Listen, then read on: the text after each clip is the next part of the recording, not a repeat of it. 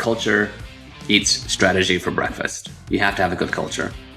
And so I think dental offices should really focus on having someone be the champion of the culture internally. Hello, everybody, and welcome to another episode of the Raving Patients podcast. As you know, I'm your host, Dr. Len Tao, and today we actually have a sponsor on the podcast. Cloud Dentistry is one of our sponsors, and I appreciate all the support they've given me over the time they've been sponsoring it. So I wanted to have CEO and co-founder of the company on here to talk about overcoming the ghosting and the shrinking workforce. So today we're going to be talking about Cloud itself. We'll introduce the platform for those that don't know what it is or what it does. Why is it so hard to find staff? What are some strategies to finding staff? How to avoid ghosting, which we have happen a lot. And I'll talk about my own experiences with that and how to retain staff. Today's guest is Trey from Cloud Dentistry. Trey, thanks so much for joining me today. Lynn, it's a real pleasure. Thank you so much for having me. So to start with, Trey, why don't we talk about you, or you talk about yourself, introduce yourself, what your background is. So I know that most of your listeners and viewers are probably dentists, so hopefully they don't hold it against me too much, but I'm a lawyer by trade. So I was a lawyer for about 8 years. Before that, I majored in biology and economics, taught 2 years of undergraduate economics as well, graduated from Harvard Law School, and practiced for a full 8 years or so. And I never imagined that I'd end up in the dental space, but I kind of just got sucked into it through a high school buddy of mine. His name is Reza. And Reza and I, we were best friends in high school. We hadn't seen each other, though, for probably a good 10 years. He went to dental school. I went to law school. So we kind of lost touch with each other. And then we're catching up 10 years later over dinner. And we're having this friendly chest bumping match, arguing about who had a tougher job. Was it tougher being a lawyer or tougher being a dentist? And it was over the course of that conversation that we came up with this idea for Cloud Dentistry, because he was telling me, look, Trey, like, this is Reza speaking. He's like, Trey, I'm in patients' mouths all day long. On top of it, I have to run my business. And then to add insult to injury, the staff is somewhat unreliable. There's just high turnover, lots of temps, lots of part-timers, and there was no good solution out there. And so as an outsider looking in, that's what kind of prompted us to say, look, there's solutions for this in other verticals. Why don't we bring something to the dental space? And then the rest is history. I got sucked in, and now I'm here to stay. That's awesome. So in a short form, why don't you let the viewers and listeners know exactly what Cloud Dentistry does? Sure. It's basically bringing the, sharing economy, this concept that we've seen in lots of other spaces where you can download WAG for walking your dog. You can go to care.com for getting a nanny on demand. That sharing economy mentality and business model to the dental space. So it's a web and app-based marketplace that connects dental offices to dental professionals for part-time or full-time assignments on demand. And when you say dental professionals, that connect dentists with is it just hygienists? Is it hygienists and assistants? Is it anybody in the dental space? Talk about that.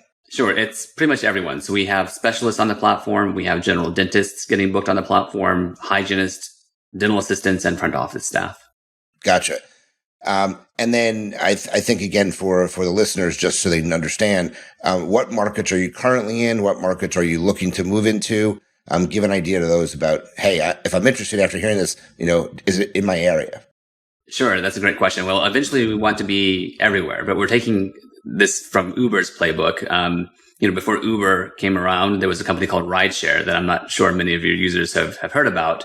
And it's Rideshare's own fault that no one has heard about them, because they were actually first to market, and they kind of immediately did a national launch.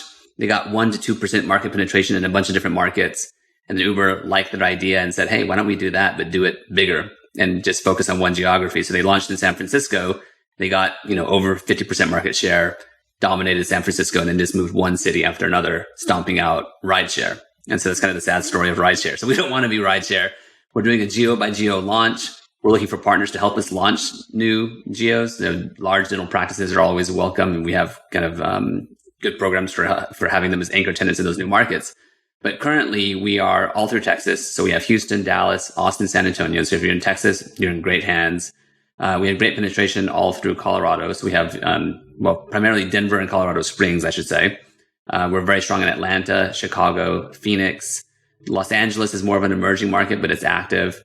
And Florida is also an emerging market, but also active. So we have Miami, Orlando, and Florida. What are some of the other emerging markets that you're looking to do? So it may be something they can look for in the future? Sure. So in the Carolinas, we're emerging there. So if you're in the Carolinas, the Raleigh-Durham area, Charlotte, we're getting bigger there. We're pushing into New York and Boston, Philadelphia, just to name a few of them. Seattle. Gotcha. And if somebody hears about this and goes, "Wow, that would be great. I would love to, get it into my market." You need, if I'm correct, you need a certain number of doctors, offices, and you need a certain number of dental professionals who are looking for work to make that really happen. Correct? It's very much of a chicken and egg conundrum. And so what we find is that when we can partner with a local dental practice that has, multiple locations, or multiple dental practices that are single location practices, we partner with them all together. And they are basically our launch partners for the market. And we tell them, look, guys, you're going to be our guinea pigs. I'm sorry. It's not going to be a great product off the bat because the supply is tight. The user reviews haven't come in. So it's just not a very robust platform in that market yet. And because they are our guinea pigs, what we do is we give them a special deal where they can subscribe to Cloud Dentistry at $10 per month. They get them unlimited temps, unlimited full-time hires, and they keep that price locked in for life. So it's just kind of a thank you. Like you get basically unlimited staffing at $10 per month for life. You just can't beat that deal. And it's our way of thanking these early users for kind of enduring, the 3-4 months growing pains that we have when we launch new markets. That's great. Thank you for explaining that. And Will, just for those that are now viewing and listening, we're going to show the platform towards the end. Trey will do a screen share and show you how the platform works. But let's move on to some of one last question. Sorry. And I'm not going to name any of them, but what's your differentiating factor compared to the very other ones that are, I don't want to say more well known, but that are out there in the similar space? Sure. I mean, so there are job boards, there are temp agencies. Those are kind of the two dominant models in the area right now. And I would say, we're a complete paradigm shift. It's hard to even compare. We're essentially the opposite of a staffing agency. We disintermediate the entire thing. We put the power back in the hands of the end users. So the professionals are choosing when they want to work, how much they want to make, how far they want to travel. Dental offices choose the candidates they want. They book them on demand. So it's a lot quicker. It takes minutes instead of hours. And then there's no placement fees. So these bookings that you have on a temporary basis, we don't charge any markups on the rates, like the way temp agencies would, no placement fees. So if you find someone you like and you want to work with them full time, you're not going to end up paying $5,000 to $10,000 the way you would with a temp agency to us. There's no fees associated with a permanent hire. We want you to make that permanent hire. We want people to connect.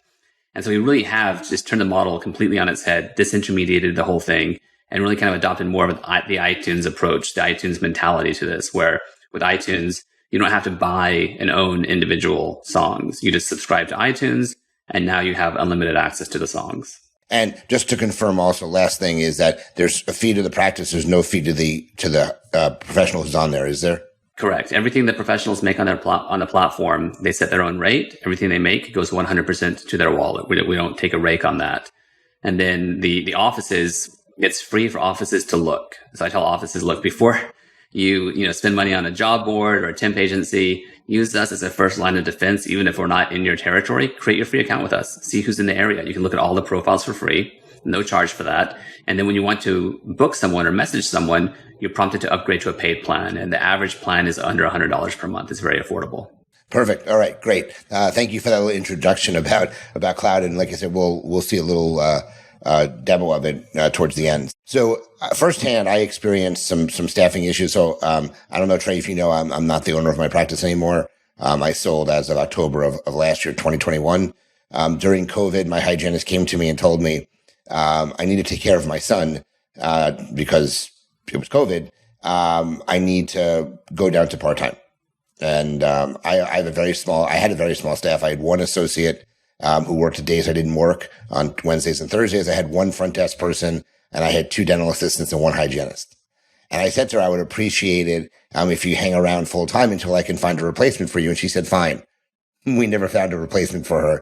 So she's still in the office. She got someone to cover her kid. And literally, I put ads in every possible place, and I didn't get one person to respond. It was absolutely insane. So I think the first question is, why do you feel it's so hard to find staff nowadays? So I think it's a combination of factors. One is just the demographics. 98% of the dental professionals are female. You look at the hygienists, the dental assistants, is almost all female. And you look at the workforce participation rate for women right now, and it's at a 33-year all-time low. So that means the size of the workforce is just going to be cut dramatically just by the fact that it's female predominant in the dental space. The other factor is this is also healthcare. And so healthcare also took a big hit. So post-COVID, 1 in 5 healthcare workers quit the profession permanently. So you have both of these factors colliding together with dentistry to make for a perfect storm where it's just going to be a very small labor pool. And then the third factor, it's existed in the space for a long time. There's a tendency that favors part-time and temporary work in the dental space for whatever reason. And that tendency is only becoming more pronounced. So if you look at different age cohorts, you look at the 40 and up age cohort, maybe about 35% of them are part-time temporary workers. You look at the 18 to 38-year-old or 39-year-old cohort, and it's over 50%. It's close to 60% of them are part-time or temporary workers. And so that too makes it very difficult to find and fully staff your office because you already have a smaller labor pool because of the demographics, being female, and also the healthcare sector shrinking. And then you add to it the fact that 50% of them are part-time or temporary workers, you cut it in half again. And so the remaining labor pool for the full-time talent is actually very, very slim. Gotcha. I mean, it's the perfect storm. I think they called it the Great Resignation. All these hygienists just stopped working. And it's caused an issue in the industry, obviously. So what do you think are some strategies for finding a team member or a staff member? So dental offices have had to really adapt to this new environment. Historically, dental offices could use job boards. A lot of times they would ask their front office staff to say, hey, spend an hour today scouring social media, go onto the hygiene groups, post a little meme saying that we have an opening. And so all of these strategies, used to work. I still would use them. But the reality is that it's so competitive that unless you are willing and able to move quickly and impress the hygienist right off the bat, the odds that you're actually going to snag someone using job boards or using social media are very low. So just to give you a sense for how quickly things move, on our platform, when a user creates their account with us and they complete their profile and they go live, 50% of them have at least one booking for a temporary or full-time job within 24 hours of creating their profile. So you're talking about a very, very narrow window. And so if you're looking at these resumes on job boards that are, a couple weeks stale, good luck. Like they've already gotten 10, 15 offers at that point. And so, in terms of strategies, I would say diversify. You can still use temp agencies, still use job boards. I would say it's kind of an all of the above approach. But then add some of this gig economy, sharing economy type platform, these marketplaces to your repertoire as well, because it allows you to get in front of candidates in real time. So with Cloud Dentistry, for example, you can find their profiles online, you can see their pictures, you can see their reviews, and then you can message them. And that message goes straight to their app. You're a lot more likely to get a response because people are glued to their phones. We all know that. And then you can also send them booking requests. And that's when they really take you seriously because they've said, hey, this is what my time is worth. If you want me to come into your office for a working interview, go ahead and book me.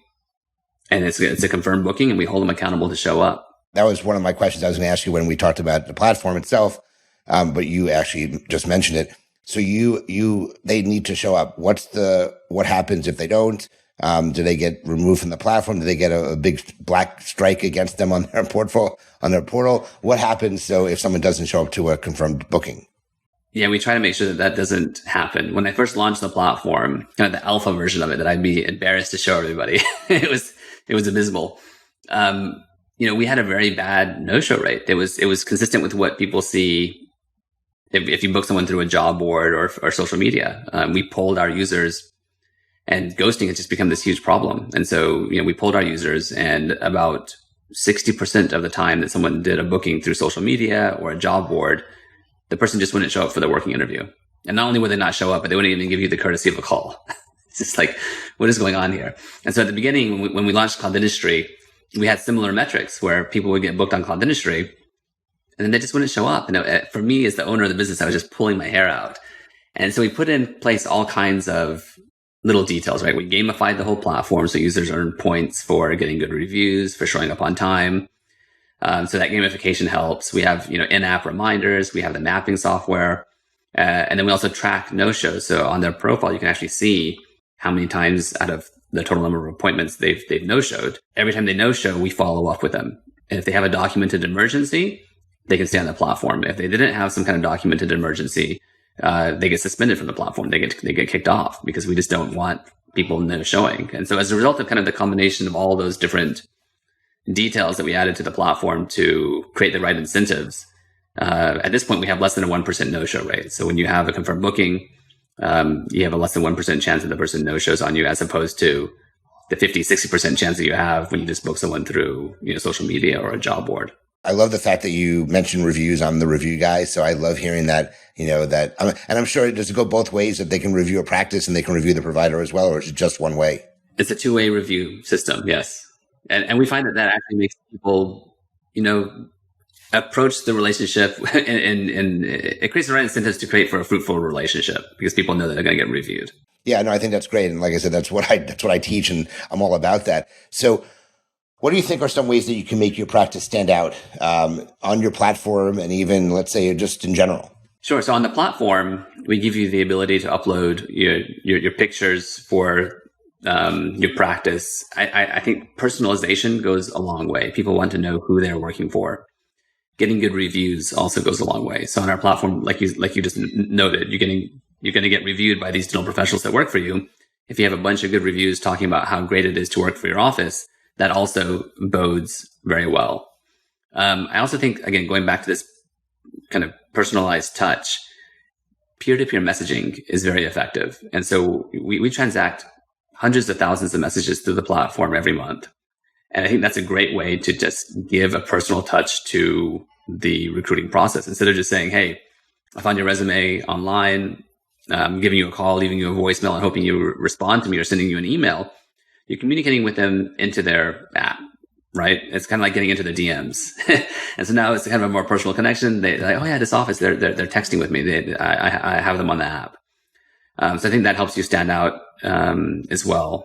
And then the final thing is you have to be competitive with your benefits and your salary. Rates have unfortunately gone up. It's just the reality of what we're seeing. The average, I think, has gone up about 25% across the board on average. And some markets that are very hot, it's gone up even more than that. So you have to be able to understand that what you're going to pay to get a good hygienist in the door is going to be higher. And I think once you have them in the door, you have to impress them with your culture. And little perks go a long way. So if you have, I've heard some offices that on everyone's birthday, they get a free massage, right? You get a little gift card to a local massage place, a free spa day. Little details like that actually go a long way. And so think about rolling out little details like that you can use to, impress hygienists, impress dental assistants into wanting to come and work for your office. No, I like that a lot. I think that's great. So we mentioned, the fact that you get ghosted a lot. People don't show, it happens. So what do you think are some ways to avoid being ghosted? Look, I hear it all the time. Just people, hey, I connected with a hygienist and they didn't even show up to the office. That's demoralizing if you're trying to put a day together. So what are some suggestions on how to avoid this ghosting, as we call it? Yeah, I don't know what is going on with this trend. It just seems like it's becoming more and more pervasive. I think it's just because of a casualness with which people approach social interactions these days. I think it's because of social media, Instagram, Facebook, text messaging, where people are just very cavalier about making appointments. And if it falls through, so what? And they don't realize that for the office, you're counting on them to come in, or your patients are going to be disappointed. You're going to lose thousands of dollars in production. I mean, it's a really big deal. They can't treat it as cavalierly. So I would say, one, not to like push Cloud Dentistry too hard, but you need someone behind the scenes that's holding these professionals accountable. And when you know that someone like Cloud Dentistry is going to remove them from the platform and take away their ability to earn money on the platform, that's a pretty strong incentive for them to want to show up to your office. I'd also make sure that lines of communication are strong and consistent. So one thing that I've seen happen a lot of times is Monday, you send out a message to someone on social media. You confirm them to come in on Friday for a working interview or to help you on a temporary basis. And then no more communication from Monday until Friday morning when the hygienist doesn't show up. And you're like, hey, where are you? And they're like, oh, I didn't realize that was still on. That might be the response if you get any response at all. So I'd say in this era, you have to stay front of mind. If you're talking to someone on a Monday for an appointment on Friday, follow up again on Wednesday. Just say, hey, just to confirm, you're on for Friday. Please show up 15 minutes early. Let us know if you have any questions. Personify, personalize it a little bit. And then Thursday, the day before the assignment, message them again, right? And make sure they're good to go. And if you're not communicative, your odds of getting ghosted go up even more. Gotcha. Yeah, that makes a lot of sense. It's almost similar. You talk about cavalier approach. It's the same type of approach our patients have with us as well, because there's a tremendous number of no-shows now.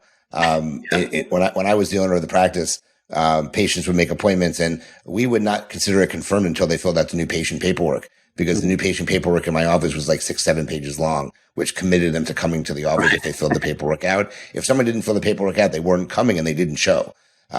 So we're in a very odd time of life, I guess you can say, and people just don't give two craps. And I think that has a lot to do with it, unfortunately. And I think, one of the biggest things I want you to touch base on, and I'm curious your thoughts on this, is, part of the reason why we have a shortage in the industry is because some of the people in the industry don't feel that they're respected. They don't feel that they're treated well. They don't get paid the right amount of money. And they'd rather go out and get out of the op, as they call it, and find something else to do, which may not be as highly compensated, but it will probably be a lot less stressful to them. Mm-hmm. So, but if you run a good practice, you treat your team right, you have good benefits, you compensate them properly. I think that's the best way to retain staff. So I wanted some of your opinions on this specific topic. It is a big problem in the dental space. And I don't know why that is. My theory is that dentists, because they are craftsmen and practitioners in their own business, it's oftentimes hard to take a bird's eye view and work on the business itself. It's a very difficult position to be in. And kudos to all the dentists out there that are able to juggle that. It's not easy. But because of having to juggle those two things simultaneously, I think that oftentimes the work environment is neglected, right? Like the novel ideas for making the work environment a better place and being attuned to your staff sometimes takes a backseat to all the other hecticness that's going on. And that's reflected in the data, right? Like if you look at cross-industry averages of turnover rates, I think it's around 8 to 10%. Turnover rate across all industries. But in the dental space specifically, we have about a 20% turnover rate, which is double, right? 100% higher than it is compared to the industry average. And so I think that just goes to show that we need to have kind of more attention spent on culture and kind of office dynamics.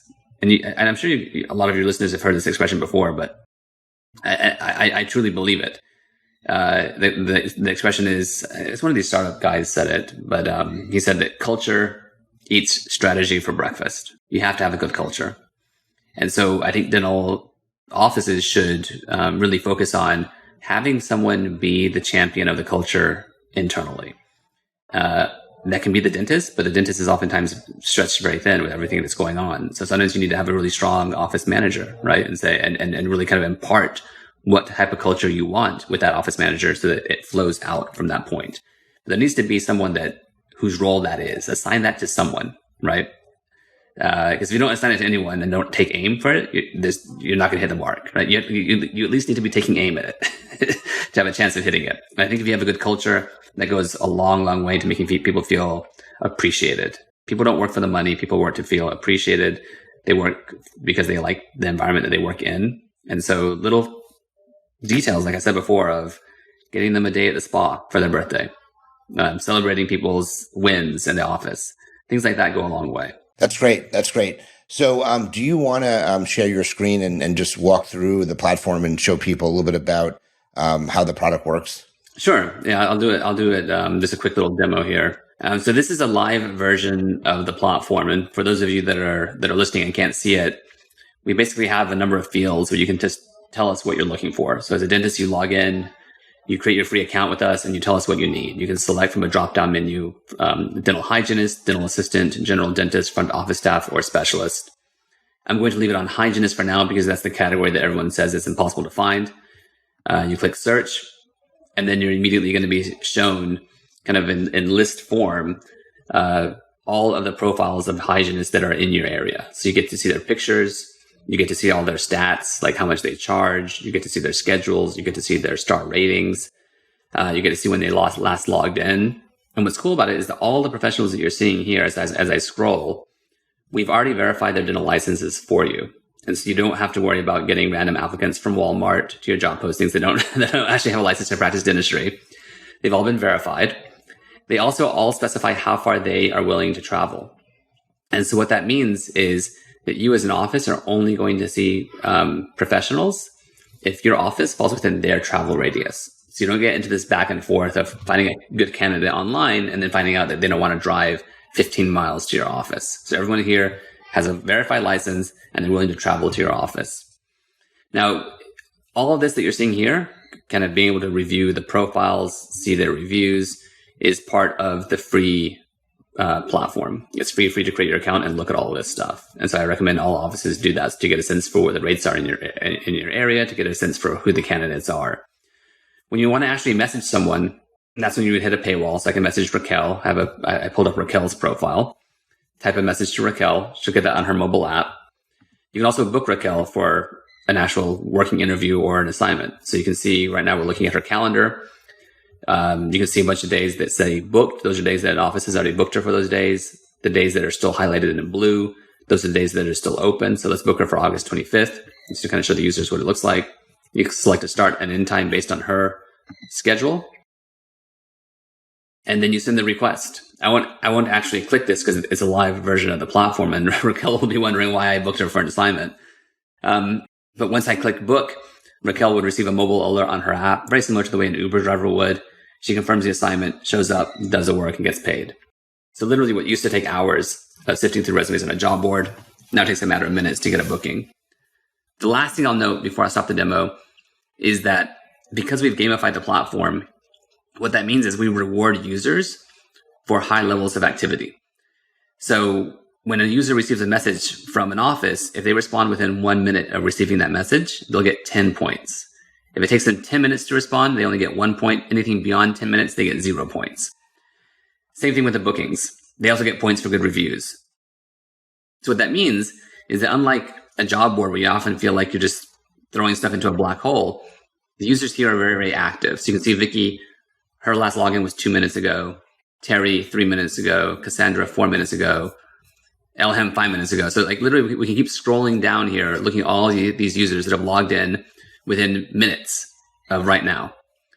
And you compare that to job boards where they categorize their users using very broad units of time. When they say this user was seen a week ago or a month ago, there's just no comparison. We have 45,000 dental professionals, some of the most active in the dental space because of the gamification elements.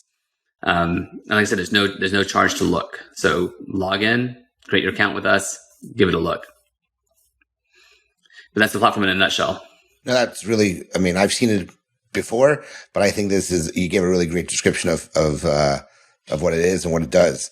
So we'll get into contact information to let people know if they want to learn more about Cloud Dentistry in a couple of minutes. I want to get to an enjoyable section. You did great. Thank you for sharing that information. But I want to get into the Q&A deck that I like to do at the end of these sessions. So we're going to do a deck called the Hustle Tray, and they're all business questions. So the first question is, if you had the chance to start your career over again, what would you do differently? That's a great question. I think I wouldn't be so wed to being on a path. When I think about, I was pre-med for a long time, then I was a lawyer for a long time. That's just kind of what people who are good at math and science and do well in school, they're supposed to either be a doctor or a lawyer. And now that I've kind of gotten the taste of this entrepreneurial life, for me personally, it's been very rewarding and very enjoyable. And I kind of wish I had done it sooner. Perfect. Here's an interesting question. If you had to open up a lemonade stand tomorrow, what would you call your stand? Oh, wow. Putting me on the spot here. I'm not creative in terms of names. It would probably be something like, something to do with my kids. 'Cause I think I'd use my kids as a marketing ploy. So maybe I'd say, yeah. My son loves raptors and dinosaurs. So maybe like dinosaur lemonade, something. Hey, perfect. There's a reason why you did that. So, Yeah. Next question. What books have you read multiple times that you recommend others read? That's a good one. I'm a big fan of Jordan Peterson's book, 12 Rules for Life, I think is what it is. Maybe it's 10 rules. I forget how many rules it is, but he has rules for life that I really like. I've read that one. I'm really into, like fantasy and fiction type books. So that's not like business oriented, but I just enjoy them. My daughter loves the Hunger Games. So I've read Hunger Games multiple times. I'd recommend it to anyone that just wants a nice, fun read. Okay, perfect. What mindsets have helped make you successful? I think for me, it's really just tenacity, just never giving up. I always joke with people that I'm the guy that can take it on the chin over and over again, hit the mat, keep getting back up again. I'm not going to take no for an answer. There's always a way. And so there's been numerous times in my legal career and in doing Cloud Dentistry as well, where it just looks impossible. It looks like, wow, like we've just taken a beating. Like there's just no way forward, but there always is. There's always light at the end of the tunnel. If you keep persevering and keep pushing, you'll make it. Perfect. What is one subscription you cannot live without? I'm not huge on subscriptions. I think I could live without most of them. I often challenge myself to maybe cancel some of them, but I love Netflix. So it would be hard to kind of give up Netflix as much as I'd like to sometimes. I'm trying to think if there's any other ones. I guess from a business perspective, obviously, like Cloud Dentistry. Yeah, Cloud Dentistry. And within Cloud Dentistry, we use a lot of subscription services, not on a personal level, but on a business perspective that are essential to us. So HubSpot is our CRM. So kudos to HubSpot. I'll give a little plug for them. We couldn't live without HubSpot. All right. What deserves all of your attention but seldom gets it? I wish I could spend a lot more time developing my team members. I think I end up having to spend a lot of time on strategy, on fundraising, on investor relations to build up the company. And I find myself longing for those days when I had more time to just be in the business itself, spending time with my team members, helping them develop, helping them grow as individuals. That said, I'm very blessed because the team has grown so much and we have such great people on the team that I get away with not having to do that. Even as much as I like doing that and enjoy it, they're very autonomous and they take care of business. Perfect. Who is the one person you love to have as a mentor? If I could pick anyone, I'd love to get Elon Musk's ear and have him give me a few tips. I've had 3 Teslas, so I'm a big Elon Musk fan. So. Yeah, I have my eye on the Tesla Roadster. That's gonna be my guilty pleasure one day. I think I'll get one of those. If you were to do your venture again, what would you do differently? I think I would approach fundraising very differently. So when we did Cloud Dentistry this time around, I think I was very naive in terms of what the capital requirements truly are for a business like this. I remember sitting down with Reza, and he and I scrawled out the plan together on a piece of paper. And we're like, okay, so we have a developer. He can come on board. We'll give him some equity.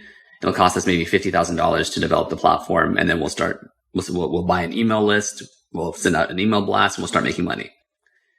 It couldn't have been further from the truth, right?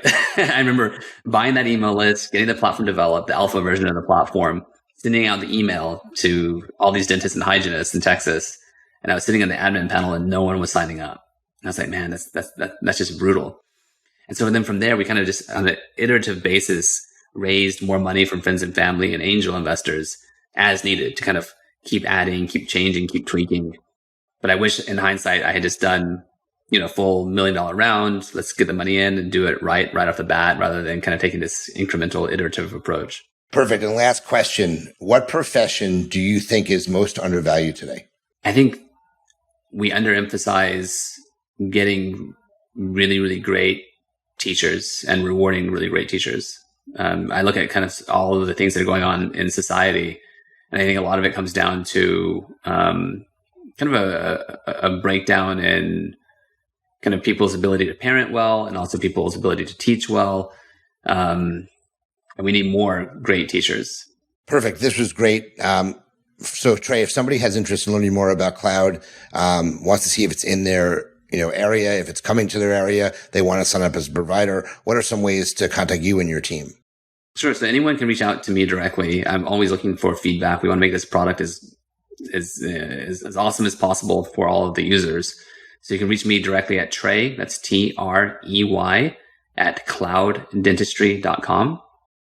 And then our website is just www.clouddentistry.com.